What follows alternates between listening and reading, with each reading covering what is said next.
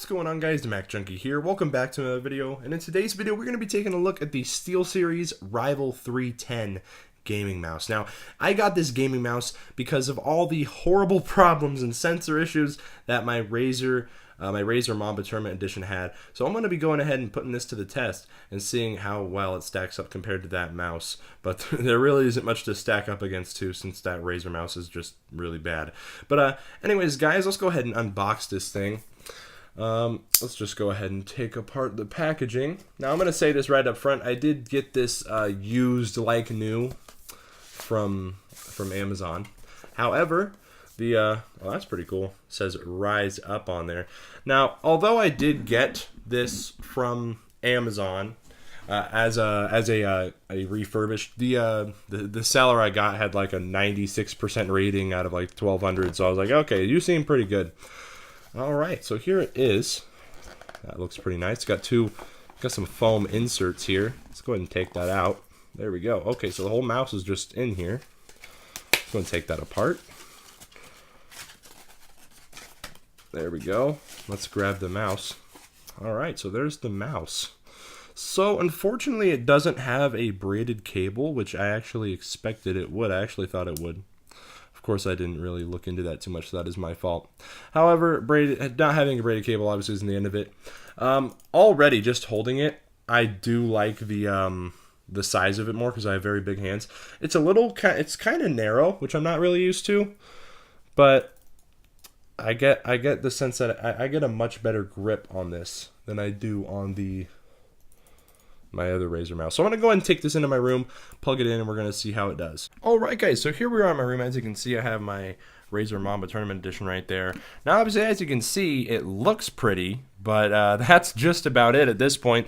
It has so many sensor issues and problems that it's just really not worth dealing with. It's just really not worth dealing with it anymore.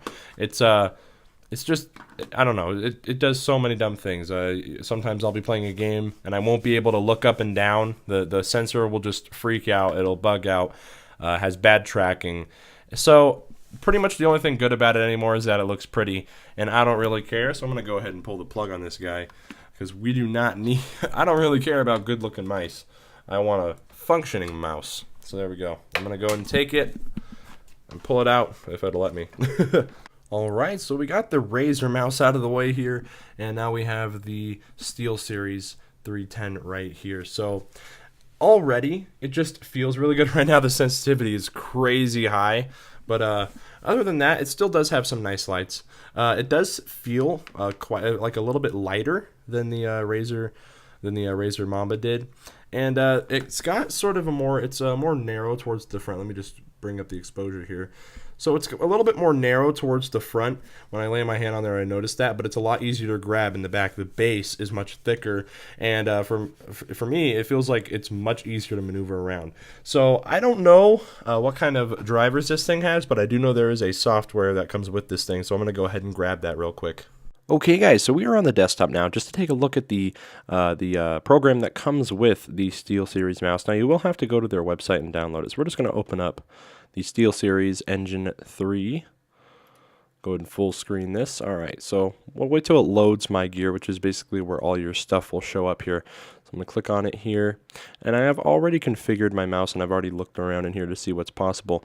You can make macros just like you can on a Razer mouse. You can basically do everything you could to a Razer mouse on here. This is just a different program. So you can make macros. Now I have it set up to be rainbow to cycle through. You can change the speed of that. I have it set to speed to change very quickly. You can change what colors are used. You can change how many colors there are.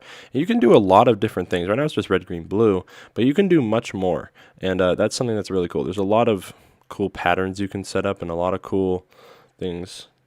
Like right now I'm looking at my mouse. Right now it's doing, well, the scroll wheel is doing something a little different, but that's because it's set to a different thing. But I can change that time right there. So I'm going to go ahead and set it back to what it was, which I believe was that. Yep, okay, so we're good. We're back to normal now. But other than that, it's pretty easy to understand. You set your CPI here. Now, CPI and DPI are exactly the same thing. They're just different names. So I play at 900, and unfortunately, you can only change it in increments of 100. So You can't change it to your exact number. You have to go, 100, 200, 300, 400. You can't do like 150 or 250 or anything like that. It has to be by increments of 100. And I have them both set to 900 because I don't need a CPI switch. So if I accidentally press that button, my sensitivity won't go crazy, and that button is the button that's right behind the scroll wheel. That's the one that I'm talking about. You press that button, and you could set your CPI here to be 800, then set your CPI to be 1200 over here. Press that button, then you'd be using 1200 CPI. So it does have a bunch of buttons. It has the exact same amount of buttons as the it doesn't have. It actually only has one of the top buttons, so it doesn't have the exact amount of number of buttons as the Razer Tournament Edition, the Mamba TE, but it does have just one less, and I never really used the buttons on the top of the mouse anyways. But other than that, this it's pretty easy to understand here, pretty simple, and overall I think it's a pretty decent UI to come with a really good mouse. Now, it has been about 2 days since I got the mouse. I sort of decided to wait a little bit, so this video was a little bit delayed, and I'm sorry about that. But I did decide to wait a few days and use the mouse to see if I actually liked it, and it's much, much better than the Razer Mamba Tournament Edition was. And I'm happy that I got it. So it's a very good mouse, and I definitely recommend it, especially for gaming, which is what it's meant for. I'm not getting that same issue that I was with the Mamba Tournament Edition when I lift and place the mouse and it would be jumping everywhere. And overall tracking is really, really good. So that is pretty much it for this review on the mouse. It definitely gets my recommendation. It costs about $50 on Amazon. It's $40 to $50. It kind of fluctuates around that price point. But anyways, guys, thank you for watching this video. If you liked it, please be sure to leave a like, and if you liked it a lot, subscribe as well, and I'll see you in the next video. Bye.